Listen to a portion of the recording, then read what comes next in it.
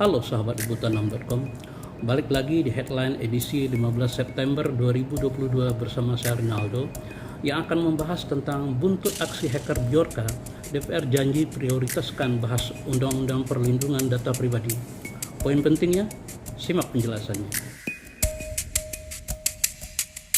Hacker atau peretas dengan nama Bjorka tengah menjadi sorotan karena diduga telah meretas beberapa data rahasia milik pemerintah Indonesia. Dia konon berhasil meretas 150 juta data penduduk Indonesia, data 1,3 miliar pengguna SIM card, hingga surat rahasia BIN kepada Presiden Jokowi.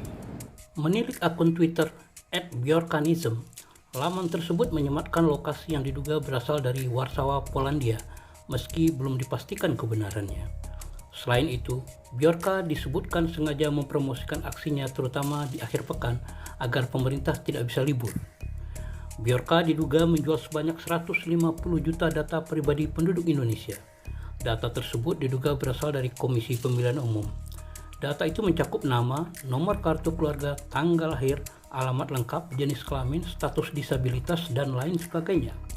Terbaru, Bjorka telah membongkar identitas pribadi Menteri Komunikasi dan Informasi Menkominfo Johnny G. Plate.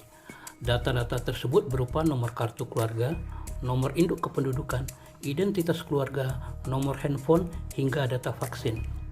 Selain itu, Bjorka juga membongkar data pribadi Puan Maharani, Erick Thohir, Denny Sregar, Ketua Umum PKB Muhaimin Iskandar, dan Menko Polhukam Mahfud MD.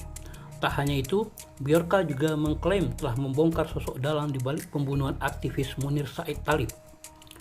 Dalam aksinya, Bjorka tak langsung memberikan semua data. Untuk membuktikan keasliannya, Bjorka membocorkan judul surat dan beberapa sampel agar pelanggannya percaya dengan data yang ia miliki. Harga yang ditetapkan pun cukup tinggi, hingga mencapai 70-an juta rupiah. Menanggapi aksi Bjorka, Menteri Koordinator Politik Hukum dan Keamanan Mahfud MD memperkirakan rancangan Undang-Undang Perlindungan Data Pribadi atau RUU PDP akan disahkan bulan depan.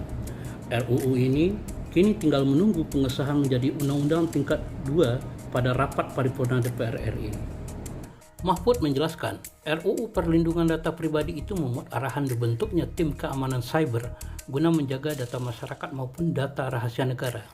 Dia juga menegaskan hingga kini belum ada data rahasia yang bocor akibat ulah hacker Bjorka. RUU PDP antara lain menegaskan bahwa lembaga yang dibentuk bisa mengumpulkan informasi pribadi untuk keperluan tertentu. Ditegaskan, pengumpulan setiap data seperti nama, jenis kelamin, dan riwayat medis harus melalui persetujuan yang jelas soal bagaimana data itu akan digunakan. Berdasarkan RUU ini pula, setiap orang juga berhak mencabut persetujuan pemberian data dan menerima kompensasi jika terjadi kebocoran dalam bentuk apapun. Kemudian, siapapun yang memalsukan data pribadi dapat menghadapi hukuman 6 tahun penjara dan denda 6 miliar rupiah. Sebelumnya, Wakil Ketua DPR RI Muhaimin Iskandar alias Caimin mengatakan pihaknya akan memprioritaskan RUU Perlindungan Data Pribadi pada saat paripurna terdekat nanti. Langkah ini diambil agar dapat melindungi data pribadi masyarakat.